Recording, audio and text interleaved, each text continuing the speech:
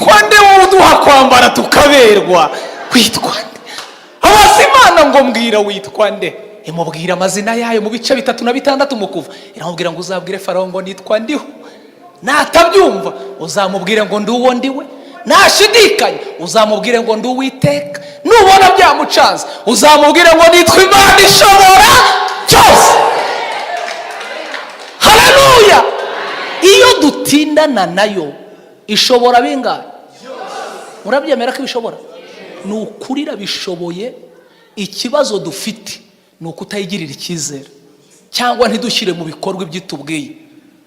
Kansoreze kwa kangaka dusenge. Umusore umwe ngo yari umusore mwiza, yari umusore mwiza, ariko ngo Imana irangije imwima ibintu bibiri. Imwima akazi, imwima amafaranga, imwima n'umugore. Arangije abwira Imana ati Imana undemo ngire mwiza nk'uku, ariko unyima amafaranga n'umugore. Aravuga ngo wakunyereka nkakubaza ibibazo. Iramubwira ngo uzazumbaze. Ngo agiye mu nzira kubaza Imana ibyo bibazo, ngo ahura n'umukobwa mwiza ariko wabuze umugabo. Umukobwa aramubwira ngo ugiye he? Ati ngiye kubaza Imana impamvu yangize mwiza ikanyima umugore ikanyima n'amafaranga. Ataha ati nanjye uyimbarize, yangize mwiza ariko nyima umugabo. Ati nawe ndumva duhuje ikibazo ndayikubariza. Ageze hirya ngo asanga igiti giteye hejuru y'amazi ariko cyumye. Kiramubaza ngo ugiye he? Ati ngiye kubaza Imana impamvu yanyimye amafaranga ikangira mwiza ikanyima n'umugore. Ati uyimbarize impamvu yansize hejuru y'amazi nkaba ndatoshye kandi ibiti biri hejuru y'amazi byose bitoha. Ati ndayikubariza. Ageze hirya ahura n'intare. Atugiye atiye kubaza Imana impamvu yangize mwiza ariko ikanyima amafaranga n'umugore. Atuyimbariza impamvu yantuje mu ishyamba ikanyicisha inzara. Ati ndayikubariza. Ageze ku Mana iramubwira ngo uje gukora iki? Ati nkuzaniye ibibazo ariko ahe n'abandi bantumye. Ati banzi ibyawe. Ati wangize mwiza unyima umugore n'amafaranga. Ati ndi wagutumye ninde? Ati n'umukobwa wagize mwiza ariko mwima umugabo. Ati ikindi ni igiki? Ni igiti kiri hejuru y'amazi ariko cyananiwe gutoha kandi kiri hejuru y'amazi. Ati ikindi ni igiki? Ati ni intare iba mu ishyamba ariko yishwe n'inzara. Ati subirayo uhere ku mukobwa umubwire ko umusore wa mbere bazahura akumva aramwishimiye, igisubizo cye niwe mugabo we.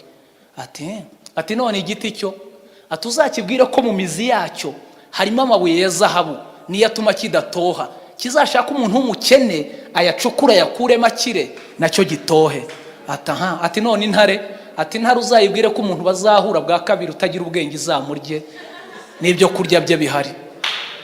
Aragaruka ageze ku mukobwa ati Imana mbwiye ko igisubizo cyawe ari umusore muzahura ukumva uramukunze. Umukobwa ateka nkubwire burya cyagiye untambukaho bwa mbere waratambutse nsigara numva nashize, wambabariye ukantwara tukibanira. Umusore ati reka njye mfite ubutumwa bw'igiti. Uri abantu bari kurenga ku bisubizo byabo kandi barasenze Imana. Umukobwa ati wanze kuntwara? Ati ndanze. Ageze ku giti ibiti bimeze bite? Ati Imana yavuze ko mu mizi yawe harimo amabuye y'agaciro, uzashaka umukene akayacukura akayakuramo nawe ugakira. Igiti kiramubwira ati wambabariye ko ari wowe mbonye, aya mabuye wayacukuye ukayatwara ugakira nanjye nkamera nk'ibindi biti. Umusore ati ngewe mfite ubutumwa bw'intare. Mureke mbabwire mwabarokore, ntabwo ari uko tutasenze, Imana yaravuze ahubwo hari ibindi turarikiye. Ariruka ajya kureba intare, agere ku ntare. Intare atuje gukora iki? Ati Imana yakubwiye ngo iki? Ati yambwiye ko umuntu uzabona utagira ubwenge uzamurya. Intare ati reka nkubwire, ubushize warancitse ariko nkurikije uko nkubona ndabona nta bwenge ugira, ubu urabona wancika. Intare iramufatira murya. Ubu Imana hari uko itaragiriye umuntu mumaze igihe kingana iki musenga, aho mwasengeye ntiduhura n'ibisubizo byacu ariko tukabicaho mukanya ugatangira turi kwitotoma ngewe Imana yarandama ngewe yoza kuba n'umupagani. Buriya ntago ikibazo ari uko utari umupagani, ikibazo ni uko utumvisha ibyo Imana yavuze. Ngo umugabo yirutse ku rukwavu ruramusiga agafata aho ruvuye, ngo abonye rurenze yifata mu mugongo, aravuga turancitse wa rukwavu. Ati shati yombi mugamba nkweretse. Buriya ntabwo ikibazo ari uko kudakira kwawe, kudatera imbere kwawe si ikibazo cy'Imana, ni ikibazo cyawe. Ndimo ndibaza ngo utindanye nande? Utinze mu biki? Kuki ibintu bigutinyuka byaragutinyaga? Mose ngo bamurebye mu maso, Mose ngo baratinya bagira ubwoba. Mose abaza Imana ngo Mana witwa nde? Iramubwira ngo nduwo ndiwe. Imubwira amazina yayo. Iramubwira ngo uzagenda ubwire Farawo ko wabonanye nanjye. Mose abwira Imana ngo nyongera kandi kamwe nibura bibe 4. Yasabye iki kindi? Yasabye umufasha. Buri wese akeneye umufasha mw'ubu butayu. Hari ibyo udashoboye abandi bashoboye. ibyo rero udashoboye abandi bashoboye, shaka abafite ibyo bakurusha kugira ngo utere intambwe. Niba nahanura sinabwiriza, niba nabwiriza sinaririmba, impano zose zirafashanya. Abantu batindanye n'Imana rero bagira uko bameze bitandukanye n'abandi, ariko twasomye ijambo rivuga ngo uko ari nta jambo Imana ivuga ngo rigire rite rihere. Ndagira umunyemerere, amasaha yagiye, dufate umwanya dusenga.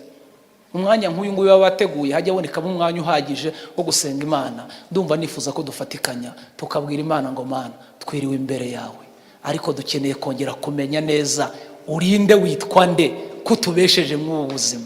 Nimuvuge ngo amen, haleluya. Ariko hari abantu bumva baryohewe no kumenya Imana. Kumenya Imana biraryoshye. Iyo ugize umugisha wo gutindana nayo uba wumva biryoshye. Ikibazo dufite nuko abantu basubiye inyuma, abantu bagenda basubira inyuma, abantu basigaye bakizwa amasaha makeya. Sinzi ikibibatera gukizwa amasaha makeya.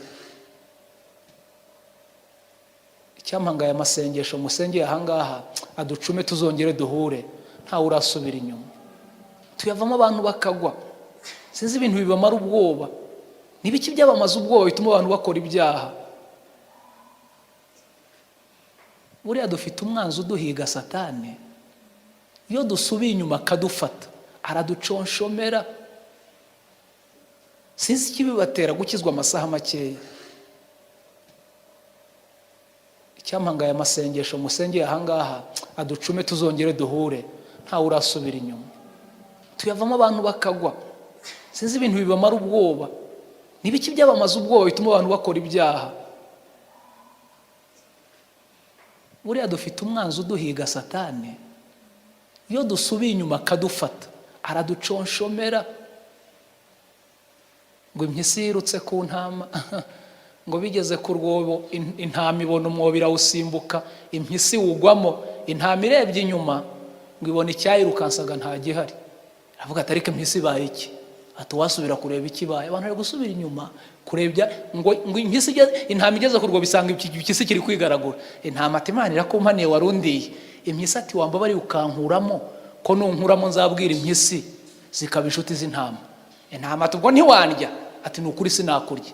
Sebwe intama n'impuhwe zayo, abantu bakora ibyaha kubera impuhwe. Ngo ntamusomye yapfa, yapfuye se. Ibi ni ibiki ari kubona? Ikuramo impyisi, iyigejeje hejuru ihita mu ngoto. Ngo mu gihe bigunda umukana bakamira hagera, ibaza intama ati bigenze bite? Intama ati ngiriye impyisi neza, ariko iri kunyitura kundya. Bakamata ariko wamyisuye nawe nta mpugira, ariko uri nta mungira uko bigenze bite? Ati nari nshonje nari kukirukankaho, yisimbuka umwobo mugwamo, igarutse nkuramo, none mbure kuyirya. Bakamata ariko nyereka uburyo waguye mu mwobo. Impyisi irasimbuka isubiramo.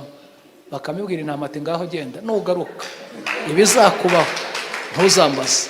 Ubu ndagira ngo mbabwire ko ibintu birimo birica abarokore no kugenda basubira inyuma kandi barigeze kumenya Imana. Basenze, bene data batangiye basenze, ariko nanjye numva nifuza ko munyemerera tugahagura tukabwira Imana ngo Mana, dukeneye imbaraga zo gutindana nawe. Nimuhaguruke dusenge.